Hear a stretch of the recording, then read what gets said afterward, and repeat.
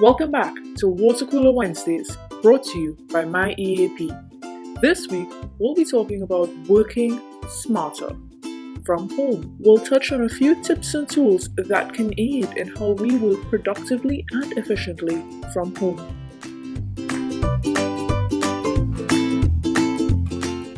We've been in the game a while now, so we're used to a certain level of productivity and efficiency when it comes to us meeting our deadlines. We're not used to missing deadlines and we're not used to messing up our priorities. However, we do have to account for the fact that those previous levels were when we were at an office and did not also have to simultaneously manage a household and possibly even be a stay-at-home teacher.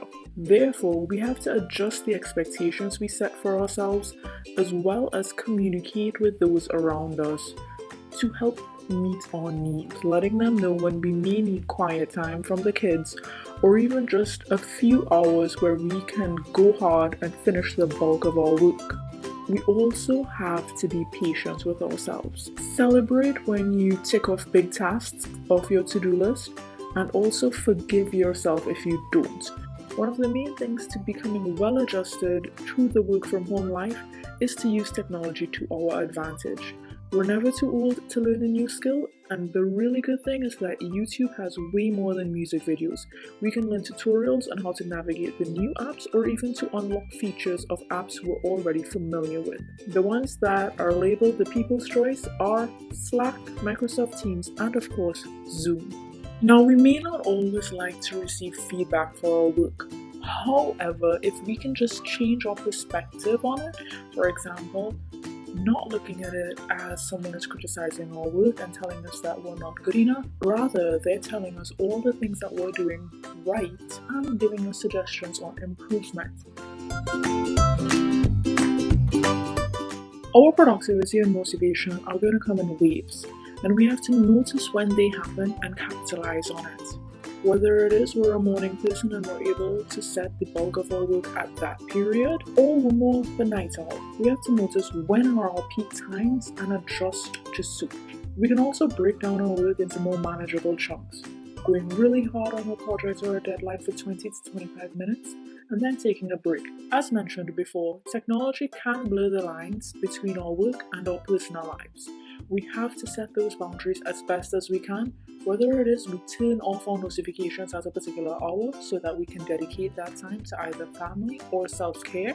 We also have to set boundaries between our family members who may be home with us, particularly children. While it may be a little more difficult with the kids, they will learn through practice that a closed door means you're in a meeting not to disturb. On the topic of working at home with family members or other persons, we've been seeing a lot that we have to have a schedule and a routine. However, each household is unique. We have to assess whether a schedule is right for our household and how persons are going to contribute to creating this schedule. For example, some persons might want some creativity and input in their schedule. That's right, I'm talking about the kids.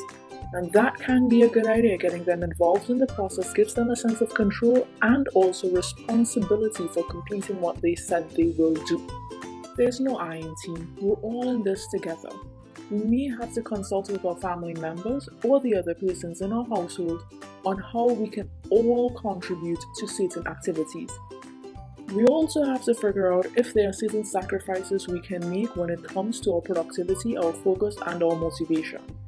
That's right. I'm talking about waking up earlier. If we do know that throughout the day our household gets very busy, very hectic, and we don't really have that alone time to focus on our bigger projects or our heavier tasks, we may have to wake up a little earlier than the rest of our household in order to schedule the time to do those activities. It may be difficult, however, there's also an upside.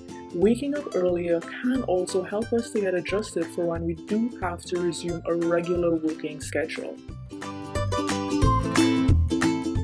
Thanks for tuning in to this week's episode of Water Cooler Wednesdays. We do hope that you find these tips and tools useful in helping you work from home smarter. You can always reach out to us for further information and support. MyEAP is here for you. We've moved our services remotely, and you can email us at eap@familiesinaction.net or reach out to us at 628-2333.